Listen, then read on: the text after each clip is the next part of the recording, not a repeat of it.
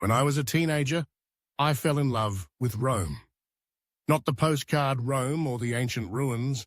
I mean the Rome of power, of Caesar, of the Senate, of ambition, written in marble and blood.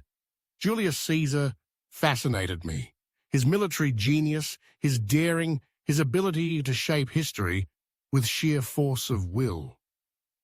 I remember reading about his death, stabbed by his own allies under the cold gaze of Pompey's statue, and feeling something close to grief. It felt like a tragedy for all of Europe, the fall of a man who could have ruled forever. But the older I got, the more I realized Caesar's fall wasn't the tragedy. It was the turning point.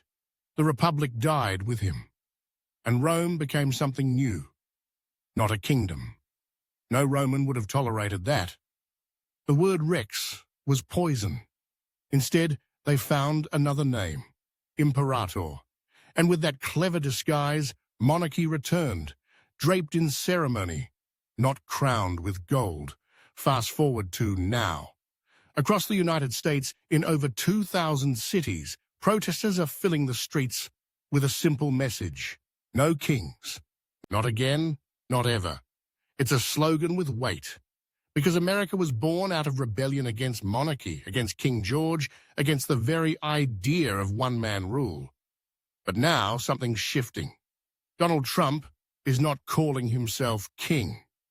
But look at the behavior. Multiple national emergencies, over 160 executive orders, open talk of ignoring the Constitution, jokes about staying in power forever. Sound familiar? He governs like a Caesar. He rallies like Pompey. And the crowds cheer, the institutions bend, and suddenly the title president feels less like a function and more like a throne. That's the danger. Not a sudden collapse, but a slow erosion. Words change, laws stretch, power concentrates, and one day you wake up in a republic that looks nothing like the one you thought you had. The Romans tried to stop it. They murdered Caesar, but it was already too late. Their institutions had withered. Their Senate lost its courage, and their people, exhausted by disorder, welcomed the emperors. So here's the question that keeps me up at night. Will America succeed where Rome failed? Or will it, too, bury the Republic, only to crown a king by another name? History doesn't repeat, but it rhymes. I see it happening again. And like those protesters, I shout into the wind, no kings. The story isn't over. But the ending? That's still up to us.